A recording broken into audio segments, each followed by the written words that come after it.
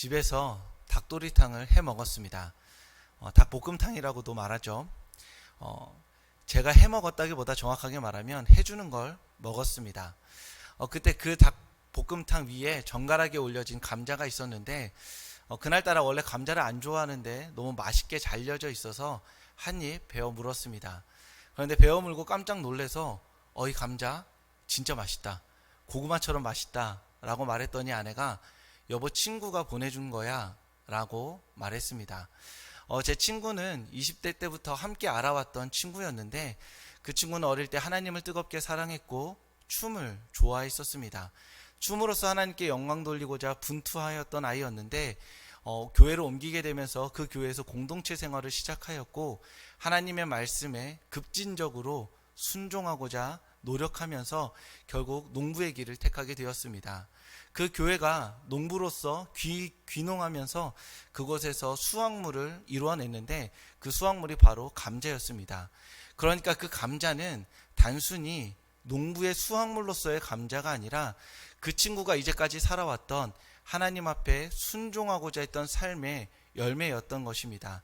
다른 사람들에게는 그 감자가 보통의 감자일지는 모르겠으나 저에게는 하나님의 말씀에 따라 살았던 한 사람의 순종의 열매로서의 감자였습니다. 그렇기 때문에 저에게는 더 의미 있고 더 맛있고 달았습니다.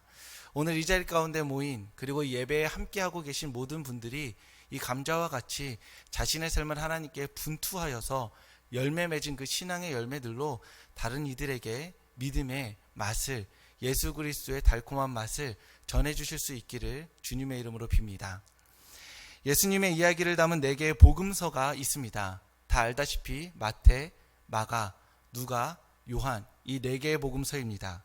이 중 마태, 마가, 누가는 공감복음서라고 해서 대부분의 내용을 공유하고 이야기를 함께 같은 관점으로 풀이하고 있습니다. 하지만 이 세 복음서와는 다르게 요한복음은 자신만의 독특한 관점으로 그리고 창조적인 이야기로 자신이 알고 마주한 예수님의 이야기를 풀어냅니다. 멀리 갈 필요도 없이 복음서의 시작만 본다고 하더라도 이 세 복음서와 요한복음이 얼마나 다른지를 우리는 알 수 있습니다. 먼저 마태와 마가와 누가는 예수님께서 역사 가운데 나타나셨을 때 있었던 일들을 기록합니다. 예를 들면 마태는 족보를 추적합니다. 그리고 마가와 누가는 세례 요한의 이야기부터 시작하지요. 예수님께서 역사 가운데 나타나셨기 때문에 그 역사 가운데 있었던 주변의 일들을 먼저 설명해 줌으로써 자신이 만난 예수님을 우리에게 전해주고 있는 것입니다. 하지만 요한은 완전히 다른 시작을 보여줍니다. 요한복음 1장 1절 말씀입니다. 태초에 말씀이 계시니라. 이 말씀이 하나님과 함께 계셨으니 이 말씀은 곧 하나님이시니라. 아멘. 요한은 우리가 믿고 고백하는 예수님께서 태초부터 하나님과 함께 계셨던 말씀이라고 선언합니다. 이것은 우리를 설득하고자 하는 말이 아니라 선언하고 선포함으로써 우리에게 제시하는 것입니다. 여기서 태초에라는 표현은 명백하게 창세기 1장 1절의 말씀, 태초에 하나님이 천지를 창조하셨다라는 그 말씀을 전제한 말씀입니다. 즉 예수님께서는 태초부터 계신 분인데 그저 오래된 분, 옛적부터 비유적으로 정말 오래전부터 계셨던 분이 아니라 이 땅을 창조하시는 그 순간에 창조의 기쁨과 능력과 영광이 이 온 우주에 가득 찼던 그 순간에 하나님과 함께 계셨고 동역하셨던 분이라는 선언으로서 자신의 이야기를 시작합니다. 다른 복음서와는 사뭇 다르게 예수님을 하나님과 함께 계셨던 분으로 선언하고 있는 것입니다. 요한은 여기서 한 걸음 더 나아가 하나님의 창조의 순간에 함께 계시며 동역하셨던 예수님께서 육신이 되어 우리 가운데 거하셨다고 말합니다. 육신과 거하셨다는 그 두 표현을 오늘은 좀 더 살펴보고자 합니다. 먼저 거하셨다는 표현은 장막을 친다라는 의미입니다. 이스라엘 백성이 광야 생활을 할 때 장막을 치고 그곳 가운데 그 장막촌의 중심에 성막을 쳐서 하나님의 임재와 영광을 마주하였던 것을 상기시키는 말씀입니다. 그래서 예수님께서 육신이 되어서 이 땅 가운데 우리 가운데 거하셨다는 이 표현은 마치 고대 이스라엘의 장막총 가운데 하나님의 성막이 그 가운데 세워지고 하나님의 영광이 가득한 것을 주변의 사람들이 볼 수 있었던 것처럼 예수님의 삶이, 예수님의 말씀이 하나님의 영광으로 가득 찬 삶과 말씀이었다고 고백하고 있는 것입니다. 예수님께서는 장막촌에 설치되었던 성막처럼 하나님의 영광을 머금고 이 땅 가운데 걸어 다니셨으며 그 영광을 예수님과 만나는 사람들, 그리고 예수님의 말씀을 귀담아 듣는 사람들에게 흩뿌리셨던 것입니다. 그리고 예수님께서 하나님의 영광을 머금고 우리 가운데 함께 하실 때 몸으로서 육신이 되어서 우리 가운데 거하셨습니다. 말씀이 육신이 되었습니다. 말씀이 몸이 되었습니다. 예수님께서 몸으로서 하나님의 영광을 담고 이 땅 가운데 거하셨던 것입니다. 우리의 몸은 태어나고 성장하고 그리고 노쇠해져서 그렇게 흙으로 돌아가는 몸, 그 이상의 의미를 담고 있습니다. 우리의 몸은 하나님의 말씀이 몸이 되셔서 하나님의 영광을 담은 것처럼 하나님의 영광을 담아서 이 세상 가운데 흩뿌리고 그 영광을 비추는 하나님의 영광의 그릇이 됩니다. 나의 몸은, 그리고 하나님의 말씀을 듣고 있는 성도님들의 몸은 그저 늙고 노쇠해져 가는, 또는 건강해서 튼튼해져 가는 그러한 몸이 아니라 하나님의 영광을 담아 세상 가운데 그 영광을 비추어야 하는 사명과 목적과 의지가 있는 것입니다. 세상은 우리의 몸을 체지방과 비율로 이야기합니다. 허리둘레로 이야기하고 얼마나 지방이 많은지, 그 지방을 어떻게 빼야 하는지를 주로 말합니다. 세상이 바라보는 우리의 몸은 하나님의 영광과는 전혀 상관없이 그저 다른 사람이 보기에 좋은 몸, 다른 사람이 보기에, 비교하기에 더 나은 몸만을 이야기합니다. 그래서 끊임없이 우리로 하여금 우리의 몸 자체에 몰두하게 합니다. 어떻게 하면 체내 지방을 빼낼 수 있는지, 어떻게 하면 비율을 맞출 수 있는지, 다른 사람과 비교했을 때 부끄럽지 않을 수 있는지, 우리의 몸에 몰두하게 함으로써 우리의 삶을 허비하게 만듭니다. 하지만 우리의 몸은 체지방과 비율로는 설명될 수 없는, 축소되어질 수 없는 하나님의 영광의 그릇입니다. 우리는 몸 자체에 몰두할 것이 아니라 이 몸으로 하나님께 영광을 돌려드려야 할 몸의 사명과 의미에 몰두해야만 하는 것입니다. 동시에 내 몸이 하나님의 영광의 그릇인 것처럼 당연하게도 다른 이의 몸도 하나님의 영광의 그릇이 됩니다. 여기서 다른 이라고 표현한 것은 나 이외에 다른 모든 사람을 의미합니다. 그의 몸이 어떤 모양이든, 그의 몸이 어떤 색이든, 그리고 그의 몸이 어떤 생각을 가지고 있든, 그의 몸이 지향하는 삶이 어떤 모양이든 상관없이 그 몸은 하나님의 영광을 담는 그릇이 됩니다. 우리가 가진 인간적인 판단으로서 너의 몸은 그러한 생각을 가지고 있기 때문에, 너의 몸은 그러한 모양을 가지고 있기 때문에, 너의 몸은 그러한 특정한 색을 띠고 있기 때문에 너의 몸으로서는 하나님께 영광 돌릴 수 없노라고 말할 수 있는 자격을 가진 이는 아무도 없는 것입니다. 체지방과 비율이 아니라 하나님의 영광의 그릇으로서 우리는 몸 자체를 바라볼 수 있어야 하고, 서로를 바라볼 때 그저 하나님께 영광을 돌릴 그 몸으로서 대우하고 또한 서로 마주할 수 있어야 하는 것입니다. 그래서 우리가 서로 만날 때마다 너의 몸이 어떠하다, 너의 몸이 가진 생각과 지향이 어떠하다를 나눠야 하는 것이 아니라 우리가 이 몸으로 하나님께 어떻게 영광을 돌려야 하는 것인지, 우리가 어떠한 음식을 먹음으로써 하나님께 영광을 돌릴 수 있는지, 우리 몸의 에너지를 어떻게 활용함으로써 하나님이 기뻐하시고 영광 받으실 수 있는지를 우리가 대화 가운데 채워나가야 하는 것입니다. 그러니 우리가 서로 만날 때마다, 우리가 서로 몸과 몸으로 마주할 때마다 하나님의 영광을, 그리고 그 영광을 향한 열정을 나눌 수 있기를 바랍니다. 예수님께서 우리 가운데 거하셨을 때 사람들이 예수님 안에 있는 하나님의 영광을 보았습니다. 즉 예수님께서 길가에 걸어 다니실 때 사람들이 예수님을 주목하여 보았는데, 주목하여 보면 볼수록 하나님의 영광이 흘러 넘쳤다는 것입니다. 우리가 서로를 돌아보며 주목하여 볼 때 우리 가운데 하나님의 영광을 보이기가 쉽지 않기 때문에 이 말씀이 굉장히 낯설고 어려운 말씀입니다. 어떻게 한 사람을 주목하여 볼 때 하나님의 영광을 볼 수 있는지 우리는 사실 쉽게 알 수 없습니다.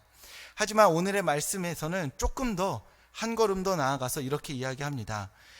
말씀이 육신이 되어 우리 가운데 거하심에 우리가 그의 영광을 보니 아버지의 독생자의 영광이요 은혜와 진리가 충만하니라.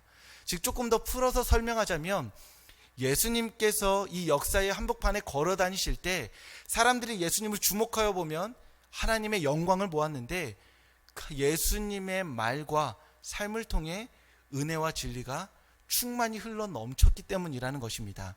즉 하나님의 영광을 문자적으로 그대로 보여준 것이 아니라 은혜와 진리가 충만한 삶과 말씀을 하셨기 때문에 사람들은 그 은혜와 진리가 충만한 것을 보고 하나님의 영광이 충만하다라고 고백하였던 것입니다.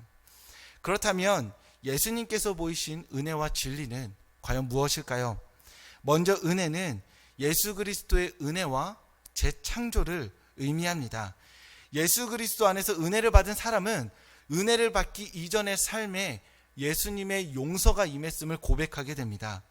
그리고 단순히 나 이제 용서받았어, 새로운 사람이 되었으니 앞으로 내가 살고 싶은 대로 살자가 아니라 용서받은 이답게 용서받은 자의 삶을 살기 시작한다는 것입니다. 예수님에게서 흘러나오는 은혜를 받았다는 것은 예수님이 우리를 용서해 주셨고 그 용서받은 자의 삶을 내가 살아가고 있다는 것을 의미합니다. 이러한 은혜 받은 이의 본이 되는 성경의 대표적 인물이 바로 삭개오죠. 삭개오는 여리고의 세리장으로 부정하게 돈을 많이 축적했던 사람이었습니다.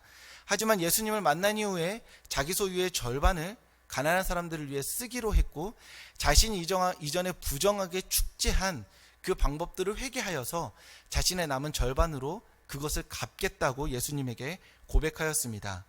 삭개오는 은혜를 받아서 자신의 부정했던 삶에 대해 용서받았고 그 용서받은 삶을 살기 위해 자신의 재산을 내어놓았습니다. 은혜는 용서받은 이가 용서받은 자의 삶을 살게 합니다.